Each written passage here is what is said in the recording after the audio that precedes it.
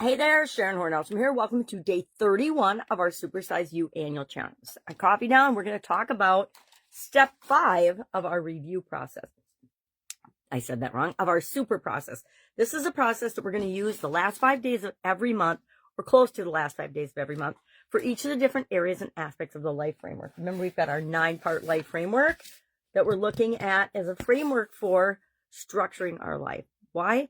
Because we need a way and a frame of reference to plan and create the life that we want. It doesn't just happen on autopilot.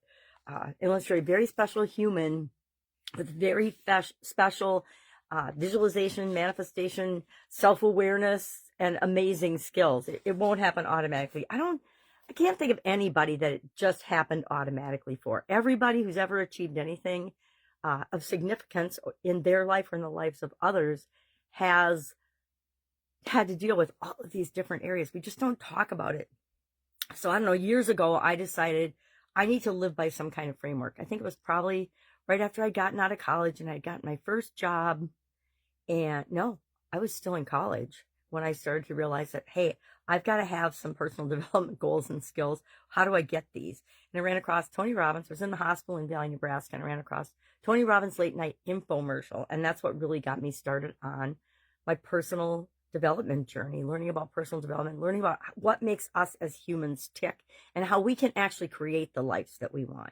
So today, and now every year I create my own process because it's fun, or we create our own process depending on, sometimes I end up doing it myself. The first one I think I did by myself, but then the rest of them I've done with other people. This one I came up with by myself the day before I started it. Because I'm like, all right, we need a process for the end of the year because we want to install that as a tool in our subconscious toolbox that will always be working to give us better and better options, outcomes, results than if we didn't have a process that we actually use.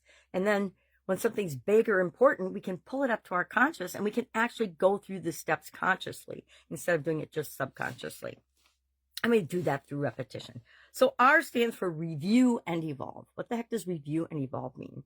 It means that we look at, on some frequency, a couple of key performance indicators, which are big in the business world, but maybe not so much in your world, but things that we can measure to tell us if we're moving from where we are to where we want to go at all.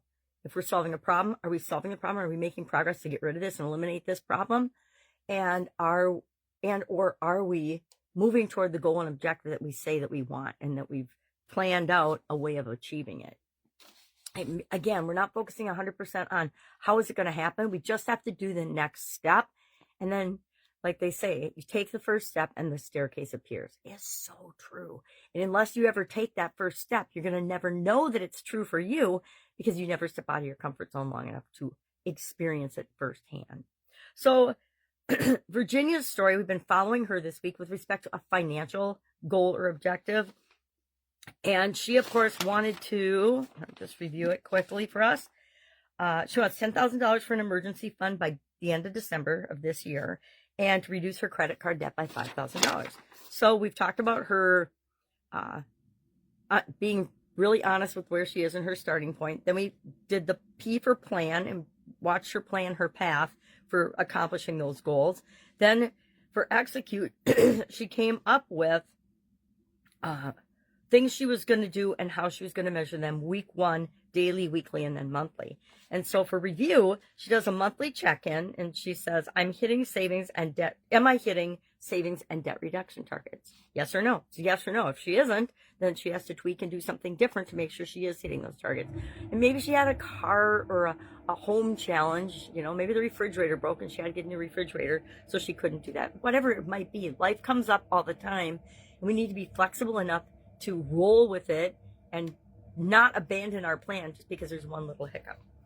Celebrate milestones, $5,000 saved, first credit card paid off. Those are 2 that she has picked as things that she will celebrate. And then evolve. Once emergency fund is complete, she's going to redirect the $500 a month to investments. So instead of creating the emergency fund, that $500 a month will go into investments.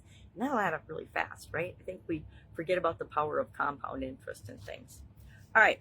So what are we going to do today? We are going to review and evolve. And we want to have a plan for that because we probably haven't done enough things yet to know if we filled the gap or not all the way, or if we're making progress to fill the gap. But if we set up measures and ways of being aware of and noticing when that happens, we can celebrate. And if we're not going in the right direction, or if a little hiccup or life gets in the way, we can tweak our plan a little bit so that we don't throw it all away, right? And we stick to it and we achieve the thing that we want. Because the only way you can fail is if you quit. I learned that a long time ago. I don't even remember the first time I learned it, but I'm sure I learned it repeatedly until it went into my skull. All right, if I can help you in any way, all you have to do is ask. Otherwise, have an awesome day. And of course, I will be with you tomorrow.